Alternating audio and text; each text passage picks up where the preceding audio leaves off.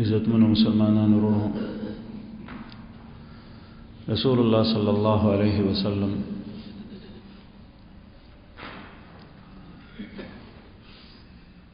ابو سفیان دا هغه قافله چې تجارتی قافله و دا غي مخنیوي ته وته رسول الله صلی الله علیه وسلم سره صحابه کرام پیغمبر علیہ الصلوۃ والسلام دو صحابہ حضرت بس رضی اللہ عنہ الغفاری او حضرت عدی رضی اللہ عنہ دی دواړه واستول چې د کفارو حالات معلوم کی دا دواړه واپس رالل رسول الله صلی الله علیه وسلم ته اطلاع ورکا چې یا رسول الله کفار قریش د مکینه د ابو جهل په سرپرستی کې د خپل تجارتی قافلې د بچکولو د هغې د حفاظت لپاره راوتي دي رسول الله صلی الله علیه وسلم ته چې پته ولګېده نو دا دوه قافلې شو یو تا عیر ویل کېږي او بل ته نفیر عیر هغه تجارتی قافله و چې هغه د شام نه را روانه او په هغې کې د مکې د کفارو د نر او د ښځو د ټولو چې د چا وس کېدو په هغې کې برخه وه او د هغې سرپرستي د ابو سفیان په لاس کې وه او نفیر هغه قافله چې هغه د دې تجارتی قافلې د حفاظت لپاره د ابو سفیان په وینا د مکې نه را روانه شو هغې ته پته ولګېده چې محمد صلی الله علیه وسلم د مسلمانانو سره د دې تجارتی قافلې مخنیوي ته راوتی دی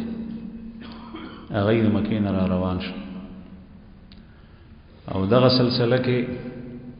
ابو جهل ته مختلف رکاوټونه مخې ته رالل لیکن هغه واپس کېدو نه د عاتکه بنت عبد المطلب چې د رسول الله صلی الله علیه وسلم ترور وه د ابو جهل چې د رسول الله صلی الله علیه وسلم ترور وه هغې خوب ولیدو دا خوب تاسو ته مخکې بیان شوی سره د دې ابو جهل د دې خوب په وجه منع نشو بعضې کافرو زړونه دغه ټایم کې وښویېدل چې دا خو خطره ښکارېږي او دا خوب چې لیدلی شوی دی نو په دې کې مونږ شر سره مخامخ کېږو په دې کې مونږ ته خیر نشته لیکن ابو جهل خلکو ته ترغیب ورکولو هغه د محمد رسول الله صلی الله علیه وسلم هر اعتبار سره دشمنو د هغې د جان دشمن رسول الله صلی الله علیه وسلم د ناموس دشمن د اسلام دشمن د الله جل جلاله دشمن او د مسلمانانو دشمن هغه په هیڅ صورت کې دغه وخت کې نه پاتې کېدو د ابو جهل په لښکر کې چې کله دا لښکر جحفې ته راورسېدو او اوس هم دا جحفه په جحفه باندې یادېږي ښار دی او رابغ دا د رسول الله صلی الله علیه وسلم په زمانه کې مرابغ و اوس هم په همدغه نوم سره د ښکلی ښار دی او بدر ته چې سړی په شاري قدیم باندې مدینې منورې ته ځي مدینې منورې ته د بدر په لار د مکې نه روانېږي نو په لاره کې دا رابغ راځي او د دې سره ډډې ته جحفه ده دلته د مشرکینو لښکر راورسېدو دا د مکې او د مدینې منورې تر منځ ده نو د ابو جهل په لښکر کې جحیم ابن الصلت یو کافر خوب ولیدو خوب کې ویني چې یو سړی په اوښ باندې سور دی او هغه رالو او دا اعلان کوي چې قتل عتبه قتل شیبه قتل ابو جهل قتل امیه عتبه قتل شو شیبه هلاک شو امیه هلاک شو، ابو جهل هلاک شو. دا چغه وباسي اعلان کوي او بیا هغه خپل اوخ هغه پریخو په برچه والو بیا د کافرو په دې لښکر کې پریخو. دا خوب دی او دا غي اوخ نه دا داري د وینو زی او په هر یو کافر باندې بروزي. دا خوب ولیدو. دا خوب خطرناک مطلب دا چې هر یو کافر به د دې جنگ کې وهل خوري او چې د چا نمونه د قتل واغشتل نو دا به قتلېږي. کله چې دا خوب ابو جهل ته بیان شو نو هغه په دې پورې مخنده او ټټوبه جوړه او وی چې په بنو هاشم کې بلم پیغمبر پیدا شو. یو له پیغمبر خو بلم پکې پیدا شو. حالانکه دا خوب رښتیا دې خوب لیدو سره بعض خلق دا غي اراده چې کوم دین او غي انتهایی کمزوري شو. ابو سفیان هغه بدر پورې رالو، دلته یو سړی ولاړو، هغه نه تاسو کو چې تاسو څوک لیدلی نه دي. ابو سفیان رستو مسلمان شوی دی خدای فتح مکه په موقع دغه وخت کې هغه د کفار قریش د مشرکین او بل سردار دی. نو بدر ته شرالو هغه تاسو کې یو سړی ولاړو وی تا خدل ته څوک لیدلی نه دي. وی چې دوه کسان مې لیدلی اوس نور خو مې څوک نه دي لیدلی. او دغه مخامخ وخت ونی سوري تناست دلته نه وبوس کې ال تناست په بدر کې چینه ابو سفیان لاړو هغه ځای ته چې وی کتل نو الته کې د اوخانو پچې پرته وي او یو پچې راواغشته وغه ماته کنو پاغې کې د کجورو وډو کې او دا وډو کې او کتو نو چې دا د مدینه منورې کجوري دي او دا ښکاریږي چې دا د محمد صلی الله علیه وسلم ملګری دي او دای زمون مخه ته وروتي. دا خلق تعلیم یافته نو د محمد رسول الله صلی الله علیه وسلم نه مخ کې د حجاز پزماکه کې پیغمبر نو تیر شوی. د حضرت عیسی علیه السلام تعلیمات چې رسول الله صلی الله علیه وسلم نه تقریبا 9 صدۍ مخ کې تیر شوی. دغه حواریین او دغه تعلیمات دې ته نور رسیدلی. دای د علم نډیر لري د جهل په تیرو کې پراتو، لیکن په دای کې صفات او هغه صفات هم په غلطه لار لګیدلی او بعضی کمالات پکې داسې یو چې نن سبا خخ تعلیم یافته خلک پاغې نه بوي. دای به د آثارونه اندازه لګوله، د خپو د پلونو نه به اندازه لګوله، د کجورو د اډوکو نه به اندازه لګوله او بیا بیا خبره تقریبا 100% کله کله صحیح ده. شبپلونه په لار باندې وو نو چا به تاسو کو چې دا د چا دی نو وی به چې دا د خزي پل یا د سړی پل او بیا به دا وی چې دا د فلانکی قبیله او د فلانکی خاندان کسته فلانکی خاندان سړی دا به اندازه لګوله. مخونه به د چاپټو خپو ته به وکتل نو دا به وی چې دا پلار او زوی دی. نو ابو سفیان دا کجورو دا ډکو نه اندازه ولګول چې دا د مدینه خلک دي. نو اطلاع یو کفورن مکی ته ابو جهل سردار او غټ وچ فورن ځان را رسوي او دلته خپل قافله واړو له عام چې کوم مشهور لار و چې په هغه لار باندې د مدینه او د شام سره مواصلات او تجارت کې دوه هغه لار پرې خو سمندر طرف ته دی وړي چې خپل قافله بچ کی. نو د قافله بچ شو د مسلمانانو نه چې د سمخ کې لاړو نه بیا یو کس تیز واستولو چې لاړ شه او د مکه خلکو ته اطلاع ورکړه چې زمونږ قافله په خیر او عافیت سره د غزین روته او تاسو راتللو ته ضرورت نشته واپس لاړ شي. دا اطلاع ابو جهل تراله او دلته کې جوهیم ابن صلت دا خوب لیدو د خلکو زړونه وخوید. نو په دې کې اخنس ابن شریق چې بدبنو زهره قبیله سردار دی د خپل قبیله خپل سرداران او بنو زهره قبیله هغه د چې دا رسول الله صلی الله علیه وسلم مور بیبي آمینه هغه د دې قبیله. نو اخنس ابن شریق خپل قبیله بنو زهره دا هغه چې څومره افراد جنگ ته وروتي او هغه ټول واپس کړ. وې زمون قافله تجارتی بچ وتی د په حفاظت سره. نو مونږ سکولې ونی خونی او چې خامخا جنگ د پاره ځان قتلو. زمونږ مقصد دا چې خپل قافله بچ کو او قافله بچ شوی.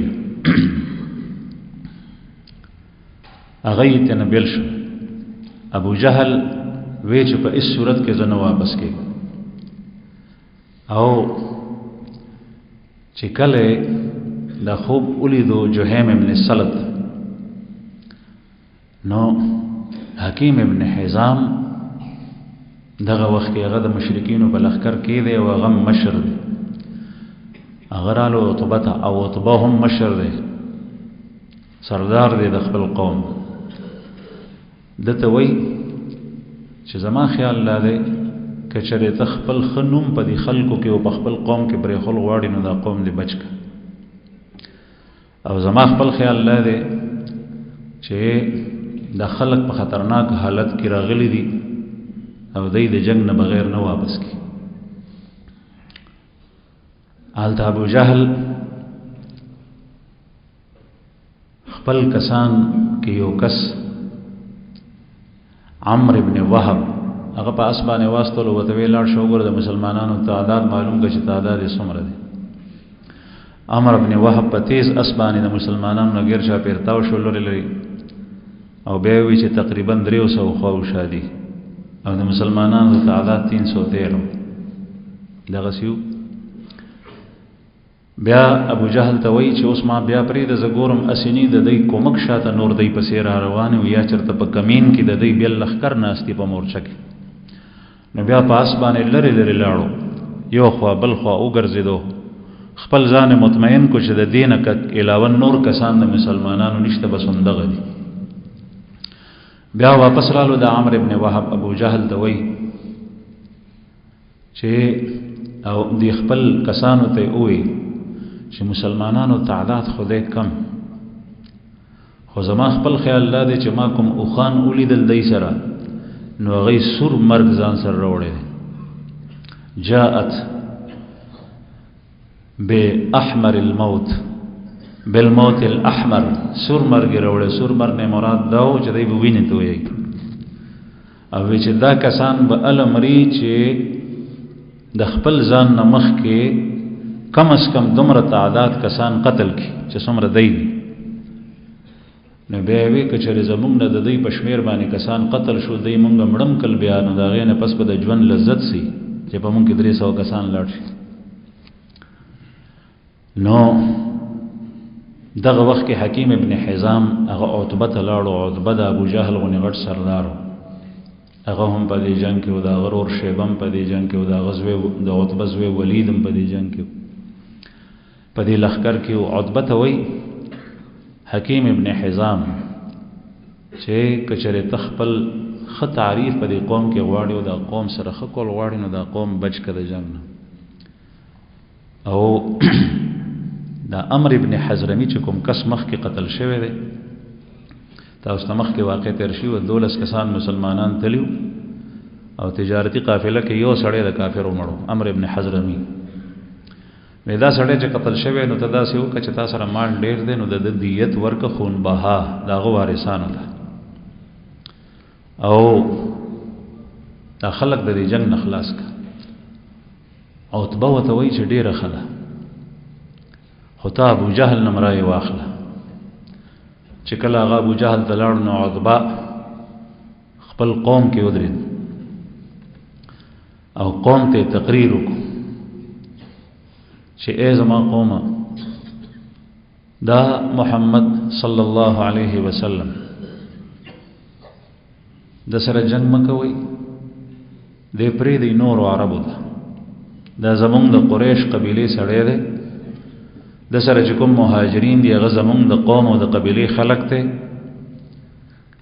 نو که چېرې مونږ د دوی سره وجنګېږو نو د چا پلار دی په دې کې، د چا رور دی، د چا زوی دی، په خپلو کې دا کور په کور جنگ دی او د کور فرد د کور په فرد باندې گزار کوي او هغه به وجني، تاوان مونږ ته رسي. مونږ به دې پرېږدو عربو ته، نور عربو سره د دې وجنګېږي. که چېرې د عرب په ده باندې غالب شو نو ډېره ښه ده، زمونږ مخه خلاصه شوه او دا رکاوټ زمونږ د مخې نه لر شو. او که چېرې دی په عربو باندې غالب شو نو ذات دا زمونږ د قبیلې او د قام د قریشو سړی دی، دغه زمونږ عزت دی. او د دې عزت زمونږ عزت ته پدې کې موږ لپاره خیر دا تقریر دې سره د خلکو ژوند نرم شو هغه طرف ته رسول الله صلی الله علیه وسلم د صحابو نو هم تاسو کولو چې آیا دیم جنگيږي وکنه رسول الله صلی الله علیه وسلم چې وکتل چې جنگ کې دوه والده او حالانکه نبی کریم صلی الله علیه وسلم د مدینه منورې نه د جنگ په اراده نور وته بلکې د قریشو قافلې دروته هغه د مسلمانانو نه رسول الله صلی الله علیه وسلم مشوره واغشته پیغمبر علیه الصلاۃ والسلام ته صحابه مخامخ دی وی فرمایل اشیروا علی الناس اشیروا علی الناس اے خلکو ما ته رائے راکئ کله ابو سفیان قافله لاړه او خبر رالو اوس تاسو ته پته ده چې ابو جهل سره د لخر د مکې نه را روان دی او دای سره جنگ جوړیږي نو جنگ کولای شي یو کنه ما ته مشوره راکئ څنګه وکړو نو پټول صحابو کې ابوبکر صدیق رضی الله عنه پورته شو او وی چې یا رسول الله زمونږ ځان او زمونږ سر قربان دی چې څنګه ته وی هغه څه وکړو رسول الله صلی الله علیه وسلم خوشحال شو به فرمایل چې اشیروا علی الناس اے خلکو مشوره راکړي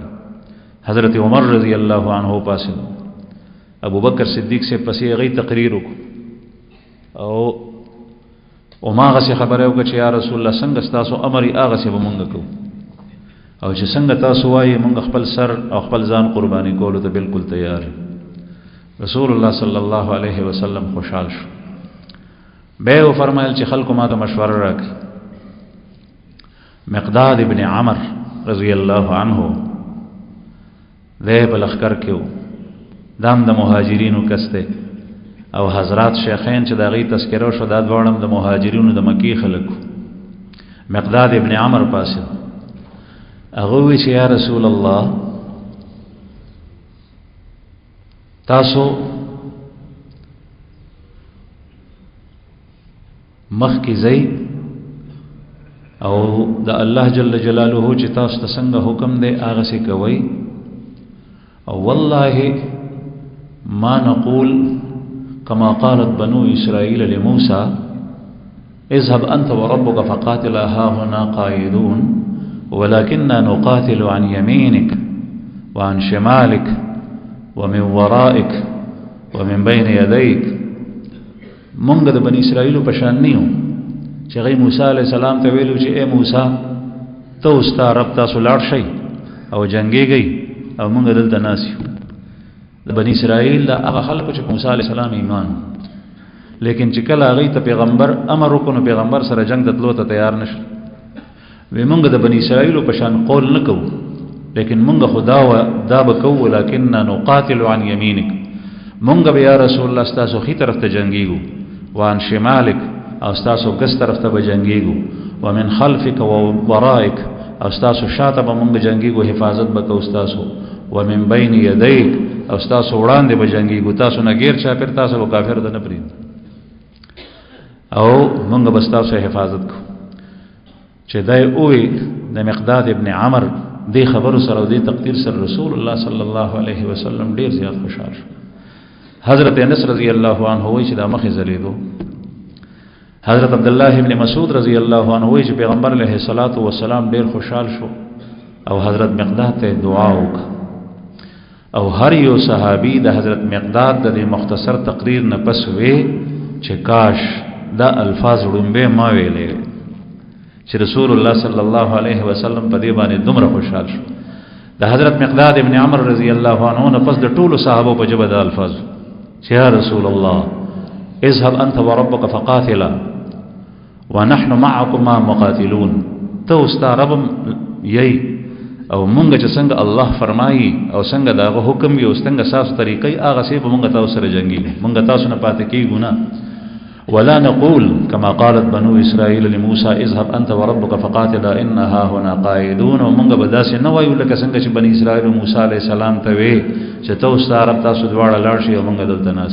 هر یو صحابي په جبه د الفاظ حضرت عبد الله ابن مسعود رضی الله عنه حضرت عمر رضی الله عنه حضرت انس رضی الله عنه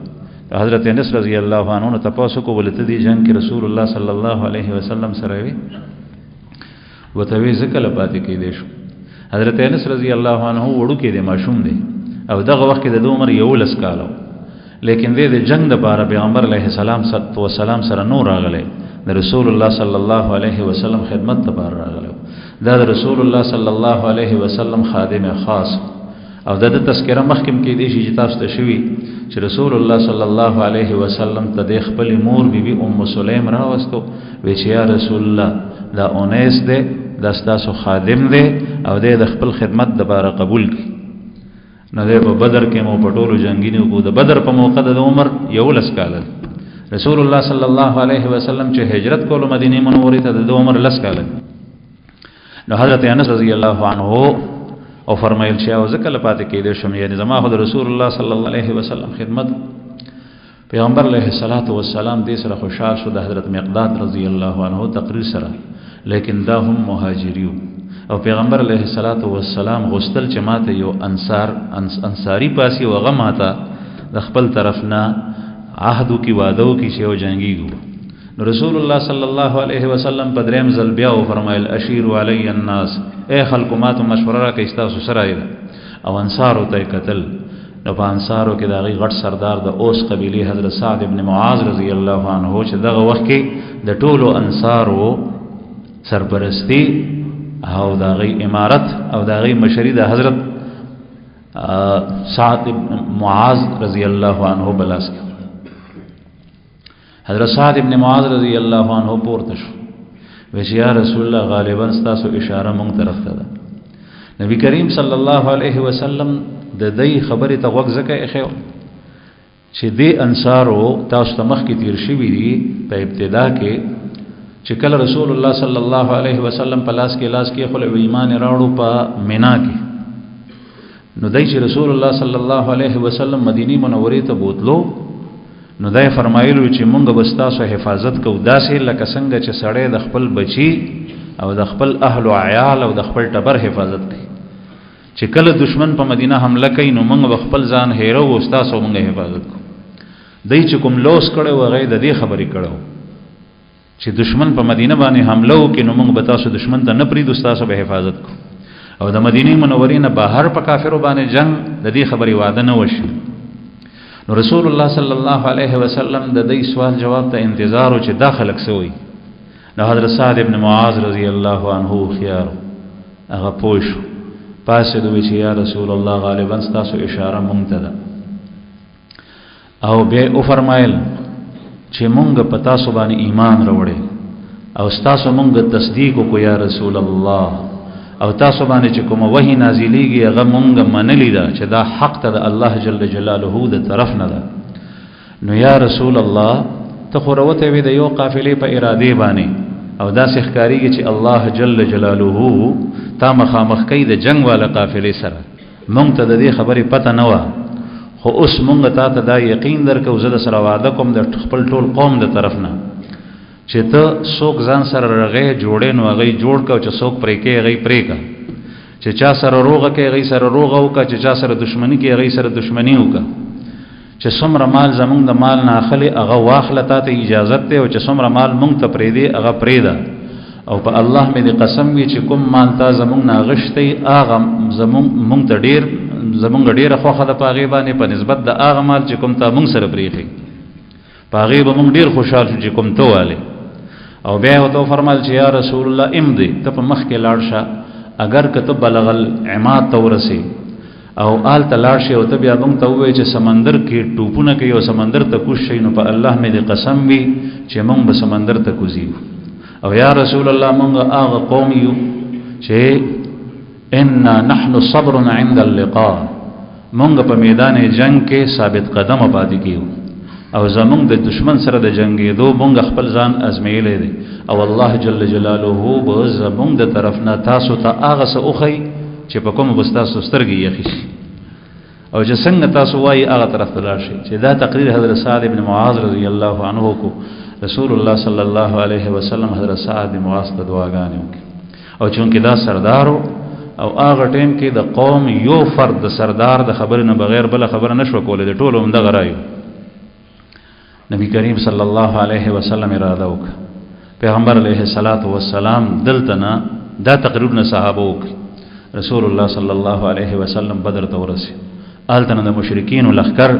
هغه هم بدر ته را رسېدلی او د نبی کریم صلی الله علیه وسلم او د صحابو د رسېدو نه مخکې په بدر کې دوه ځایونه یو هغه ځای چې په هغې ځای کې شګه نه وه، سخت ځای کلک ځای او هلته چینم و د اوبو. مشرکینو په هغه ځای قبضه کړي او مسلمانانو ته چې کوم ځای پاتې شوی و دا هغه ځای و چې دې ځای کې شګه وه او اوبه هم نه وي. د اوبو سخت ضرورت وي. په عربو کې د اوبو ډېر زیات کمی دی.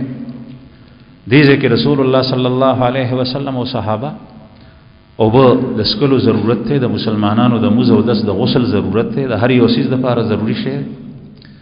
الله جل جلاله د مسلمانانو تایید او د هغې تثبیت او د هغې مرګرتیا په دې شکل کې وکړه چې د اسمان نه باران راوورېد. قرآن کریم کې الله پاک د هغې تذکره کړي. او باران چې په شګه وورېږي نو شګه کلکه شي،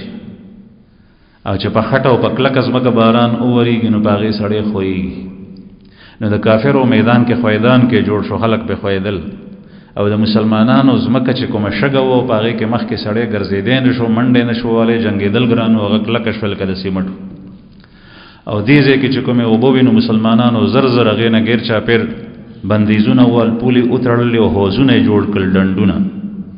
دا اوبه د اسمان پاکې او صفا اوبه الله جل جلاله د مسلمانانو د څښلو، د هغې د اودسونو، د هغې د غسل، د هغې د څاروو دپاره انتظام وکړو. رسول الله صلی الله علیه وسلم په کافرو باندې هم بندیز نو لګولې. د کافرو افراد چې دشمنان او جنګېږي به ورسره هغې چې به راتلل اوبو ته نو اوبو ته به یې پرېښول، او مسلمانان چې مخکې هغه چینې ته تلل نو کافرو چینې ته نه پرېښول، وایي چې نه دلته به نه راځي. زما عزتمندو په اسلام کې رحم دی. دغې کافرو سره به جنګېږي، لیکن چې کله یو کس تا ته راشي هغه نهر وي، ستا یو کافر مړول، په دې باندې تا ته الله اجر درکوي. هغه ته اوبه ورکول، د هغه د خوراک انتظام کول،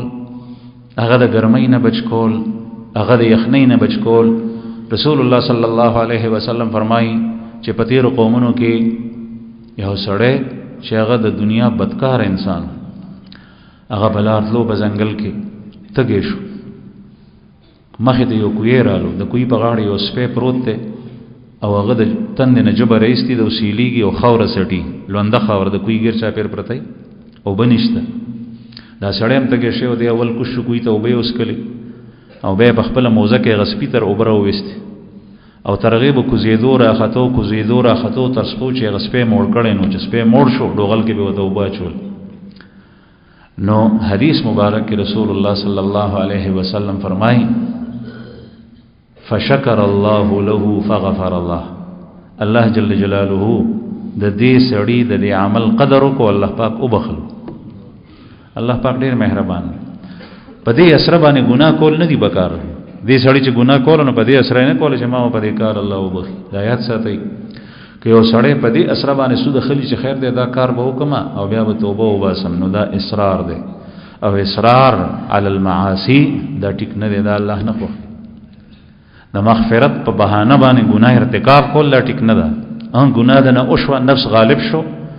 او بیا د توبه وویستل، الله جل جلاله معاف کوي چې څومره غټه ګناه وي.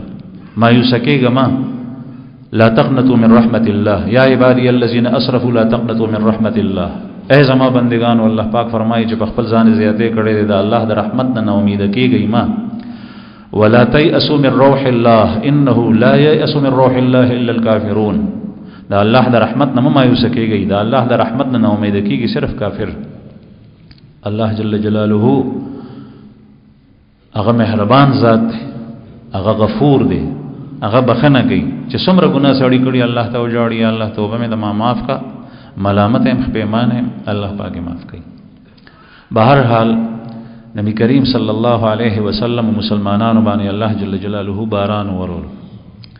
پیغمبر علیه الصلاۃ والسلام چې څنګه د حضرت سعد ابن معاذ تقریر ووریدو نو وی فرمایل چې اوس وخت کې دی الله جل جلاله ما ته بشارت را کړې ده چې تاسو ته الله پاک یو قافله درکړي، یا عیر او یا نفیر یا هغه قافله د ابو سفیان او یا دا نو چې کله پته ولګي د شیخ ولاړه اوس به الله پاک دا درکړي او بیا رسول الله صلی الله علیه وسلم او فرمایل چې ماته الله جل جلاله د ابو جهل مقتل خولو چې دې ځکه بمري او امیہ ابن خلف بدل تمری او عتبہ بدیزه کې مری او شیبہ بدیزه کې مری فلان کې بدل تمری حضرت انس رضی الله عنه فرمای حضرت عمر رضی الله عنه فرمای چې د شپې مونږ رسول الله صلی الله علیه وسلم په هغه ځایونو وګرځولو چې کوم ځایونو کې دا کافر سبا مړ کیږي او په الله مې قسم وی د یو غوته په مقدار باندې یو کافر اندازې نه بې ځای نه دی مړ ادا الله رسول الله صلی الله علیه وسلم نبی کریم صلی الله علیه وسلم د شپې چې کله دیزه کې ایثار شو په خپل میدان کې حضرت سعد ابن معاذ رضی الله عنه بیا ډېر خوږی خبرې وکړي صحابه ډېر عجیب خلک حضرت سعد ابن معاذ رضی الله عنه رسول الله صلی الله علیه وسلم ته فرمایي چې یا رسول الله مونږ تاسو ته سفر جوړو سفر ته په عربی کې عریش وای تاسو ته سفر جوړو نه یو اوچته غونډۍ و په بدر کې داغه انتخاب وکړو په هغه باندې رسول الله صلی الله علیه وسلم ته د کجورو د لختو نه سفر جوړ کو و چې یا رسول الله دی لاندې تاسو او به وته فرمایل حضرت سعد ابن معاذ چې تاسو به دې ځنه خوځینا او تاسو سره مونږ سورلې مودرو اوخ او مونږ به جنگي ګستاسو د طرف نه ک الله جل جلاله مونږ ته په دې کافرو باندې بری راکو او مونږ دې ته شکست ورکو مونږ په الله غالب کو نو مونږ دغه غواړو دا خو زمونږ خوخه او کدا بل طرف وی بل طرف نه مراد دا کچری مونږ ټول ختم شو قتل شو نو تاسو سره بسورلی ولاړی تاسو په دې سورلی باندې کینی زما تاسو ته دا وصیت او مدینه منورې ته ځان ورسوي ځکه چې مدینه منوره کې مونږ ډېر خپل رونه پریخي دي او مونږ چونکه التنه د جنگ په اراده نور وتی کاغی ته د جنگ پته وی چې جنگ جوړیږي نو بیا مونږ سره خامخا غیر وتی اغه زمونږ نه په جنگېدو کې څه کم نه دي او یا رسول الله غیب تاسو سره مرګری کیږي د کافرو سره به جهاد کوي دا د مدینه خلک به تاسو سره مرګری شي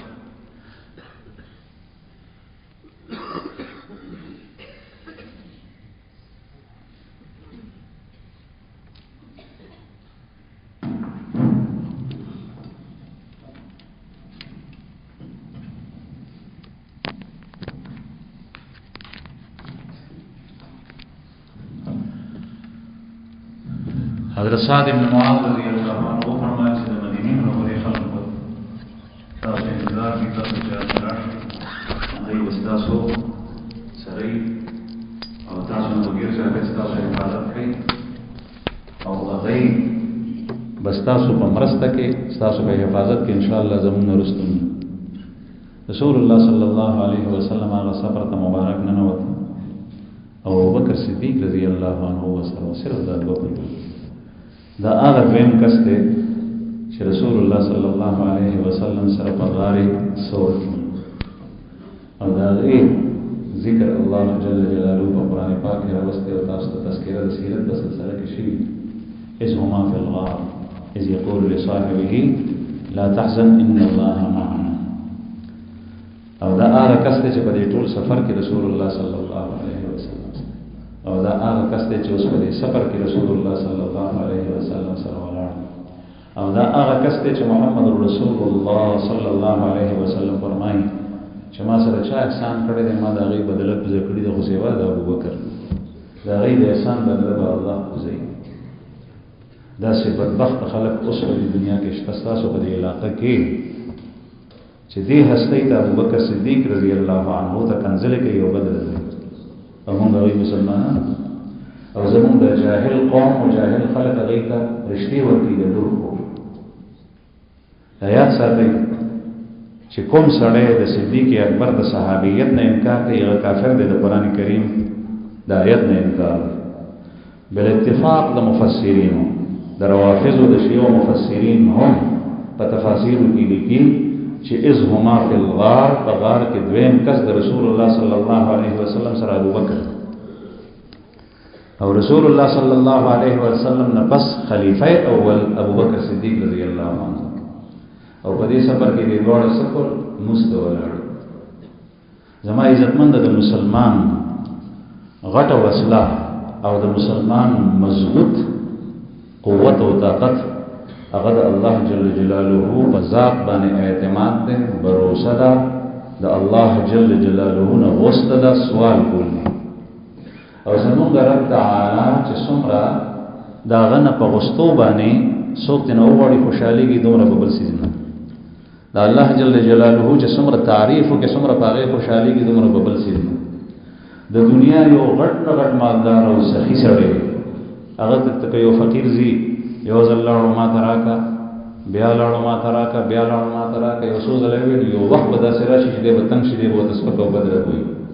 او الله جل جلاله نه چې څومره داغه بنده غواړي نو دومره الله د مخ کې په نسبت زیات خوشاليږي موږ د الله نه غوښتي چاري کړې موږ په دې باندې پوهیږو چې د قرض لپاره یو ته منډه بل ته منډه وکړه یو څه کله بل څه قرض ضرورت نه د کاروبار دروانونو لپاره دې لپاره سود خلو قرضې دا الله جل جلاله سره تعلق نشته د خدای سره تعلق وي نو چې کوم خدای سود او رشوت حرام کړی دی هغه موږ نه کولو موږ جایز طریقې سره کوو کله الله جل جلاله سره تعلق وي نو موږ هغه بنگلې هغه لباس هغه جوړې جامې هغه خوراکونه نه خوړل چې په حرام موږ زموږ لاس ته راځي موږ په حلال گزاره کوو حلال مال چې الله جل شانه ډېر درکې ډېر خرج کوو دا الله په لار کې ورکو په ځان کې خرج کوو په بچو چې نه درکړي هغه قدر ته خرج کوو دا صادر سره په غوږ ورکړي د صادر نه په استل لکه مقلتوب د حماقت ده بهر حال نبی کریم صلی الله علیه وسلم په عریش کې سفر کې ابو بکر صدیق سے په سفر کې ده او حضرت سعد ابن معاذ رضی الله عنه توري په لاس بهر ولاړ دي څوکیداری کوي هغه د مدینه منورې د انصار او سردار نبی کریم صلی الله علیه وسلم په دغه شپه باندې خوب نو کړي سبا د جنگ کې او سبا د جمعې ورځ ده او لسم تاریخ دی د رمضان مبارک د روزي میاشت پیغمبر علیه الصلاۃ والسلام حضرت علی رضی الله عنه فرمایي چې په دې شپه باندې په صحابو کې څوک هم داسې نو چې هغه خوب نه کړي ټول خوب صحابه چې په مخامخ دشمن ولاړ او دلته په میدان کې پراته دي په میدان د بدر کې خوب زمونږ نن سبا خوب د نرمو پستو بسترونو بغیر کېږي نه الله جل جلاله درکړي دي سمه ده خو چې چېرته مېلمه شي هلته کې نخرې کول چې نه دا ما دپاره دا شی پکار دی دا پکار دی دا پکار رسول الله صلی الله علیه وسلم او د هغه ملګري صحابه کرام چې د دنیا په قومونو کې د هغوی غونې قوم نشته هر اعتبار سره هغه دغه د باران نه نازل شوي اوبه په ځمکه باندې ولاړ دي ډنډونه د وسکي او زمونږ د منرل واټر نه بغیر او د پیپسي او د کوکا کولا نه بغیر بل یو شی نه تېرېږي دا اوبه مسکه دې کې دا دي دې کې دا بکټریا دي دې کې دا شی دی دې کې دا شی دا دومره نزاکت دومره نخرې الله جل جلاله خو د ځمکې په اوبو کې په خپله د فلټر انتظام کړی او چې تر څو پورې تا په اوبو کې ښکارا یو نجس شی یا خطرناک شی نه ښکاري څښئ او دس پې په غسل پې باندې په یو سفر کې عمرو بن عاص او حضرت عمر رضی الله عنه روان دي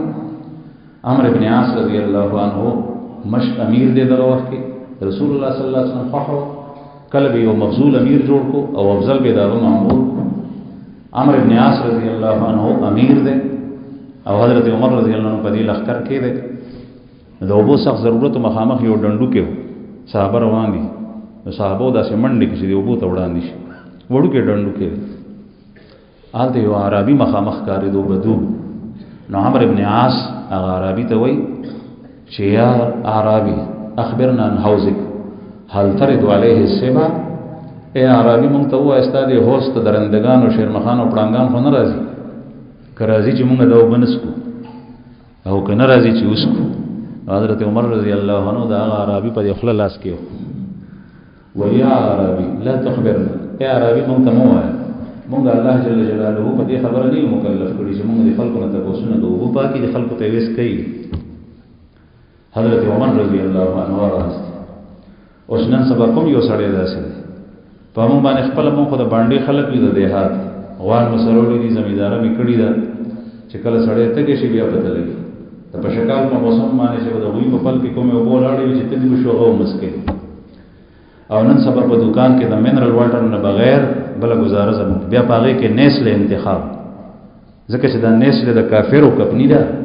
نو چې زمانه ټولې پیسې د هغې کور ته ورسي ستا په دې ځمکه کې د پېښور په علاقه کې دا خو آب او اوبه دي چې دې خنجرانو دې پیرنګیانو به د دلته نه د اوبه وړې او هلته به یې ځان سره په ټپکو کې به یې وړې او څو ورځې به یې څښلې تاسو ته وپته وي د دې باړې د په حیات آباد باندې چې کوم خړ را تېر شوی د انګریزانو په دورې حکومت کې به دا اوبه دلته نه دی ډکې کې او دا به وړې وي چې د پېښور اوبه په دنیا په اوبو کې بهترین اوبه دي دا به څښلې او نن سبا د پېښور د کویانو اوبه ممارسې دي بهترین اوبه دي لیکن په دغه پېښور کې سره د دې کویانو د دې وافر مقدار زمون په دې ځمکه کې دلته شپږ فوټه کې لاندې اوبه دي دومره لوی ذخیره الله جل شانه د عظیم نعمت مونږ ته راکړي د په دې بازارونو کې د اوبه خرڅي بوتلې په یو بوتل باندې ما ته خو پته نشته دی کله خبر شم د دې مرګونو نه وړوکی بوتل په 25 کې په 10 روپۍ او دا غټ بوتل خو لا پرېږده نو دا د رسول الله صلی الله علیه وسلم صحابه محمد رسول الله صلی الله علیه وسلم سید الرسل افضل البشر د نخرو جنفن نه کوي چې څنګه راغله چې الله جل شانه خضر کوي خیر قرآن خیس کا خو حرام او هغه سجونه چې مشکوک وي هغې نظام بچ کو او چې کله الله جل شانه امتحان راشي په هغې کې هم د بنده دپاره خیر نو بیا په هغې ګزاره کو د جوارو په روټۍ د اوربشو په روټۍ په نهره باندې رسول الله صلی الله علیه وسلم صحابه کرامو د کیکر پړی خوړل حضرت سعد ابن ابي وقاص رضی الله عنه باندې اعتراض او د دروغ الزامات په لګول حضرت سعد ابن ابي وقاص رضی الله عنه فرمایي چې دا سړی په ما باندې اعتراض کوي ما ته هغه واقعیات دي چې موږ د رسول الله صلی الله علیه وسلم سره د کفار او مشرکین مقابله ته تلو نو موږ سره به د خوراک سيزونه نو موږ به د کیکر پلی او شو کول هغه مو خوړل د کیکر پلی تراخم وي پاغه و گزاره کول او انتهایی سخت شي او حضرت علی رضی الله عنه نا چاته پوسو وی چې سید استنجا په اوبو باندې کول پکار دی او کنه ځکه چې صحابه خو په لټو باندې استنجا کول پکار نو حضرت علی کرم الله وجهه فرمایي كان الناس يبولون بعرا وانتم اليوم تسلمون سلطا فاتبعوا الحجاره الماء هغه زمانہ کې خلک چې وو یعنی صحابه یاد کړ چې غیب قضای حاجت چې کول نو دا غي قضای حاجت بداسي ولکه پچی او پچی خطا سو د بيزو پچی نو غیب قضای حاجت داسې کول 3 ورځې پس 4 ورځې پس 5 ورځې پس 6 ورځې پس قضای حاجت کو او هغه به اوچ نو چې کله قضای حاجت دې قسم طبي هغه سړی چې کانه لوټه استعمال کینو پاک ته ځکه چې نجاست خو بار نه لګیدل وانتم اليوم تسلطون صلاه فاتبعوا الحجاره الماء اور آج تم لوگ نن تاسو داسې حاجت کوي چې هغه په دستونو باندې ځي یعنی نرم وی حاجت تاسو چې کینې نظام ګنده کوي نو ذکر پکانی پسې د اوبو استعمال کوي نو هغه زمانہ کې د صحابه دا ولي ذکر چې صحابه خوراک نو معمولی خوراک او ډیر کم نن سبا کوم یو فقیر او غریب سړی داسې چې په باندې یو ورځ نهار تیری وی به غلطوي ګوري غسر تعاون کوي چې څوک فقیر او ویني چې په ګور کې لیکن صحابه باندې چې کوم حالات راغلي د نن سبا غنښت نو بهر حال عرض مې دا کولو چې نبی کریم صلی الله علیه وسلم دغه اوبه د ډندو کو دا الله جل جلاله په تور د انعام قران پاک کې ذکر کړی چې پتا سو باندې الله جل جلاله باران راوړو او تاسو مدد یې د باران په شکل کې وکړو او الله جل شانه یو طائفه تاسو ته درک وانزل من السماء ماء ليطهركم او پتا سو باندې او بنازل کې چې تاسو پاک کی تاسو قدمونه مضبوط کی ويذهب عنكم رجز الشیطان او د شیطان ګندګي وسوسې تاسو زړه نو باسي چې وګوره دا کافر پناه حق دی ودی سره چینه د موږ سره چینه نشته او وليربط على قلوبكم او تاسو زړونه مضبوط کی الله پاک. نو بهرحال رسول الله صلی الله علیه وسلم د بدر په میدان کې الله جل جلاله به امداد په دې شکل کو هغه طرف ته کافر دي ان شاء الله نور واقع بیا په بل جمعه کې ژوند بیان شي.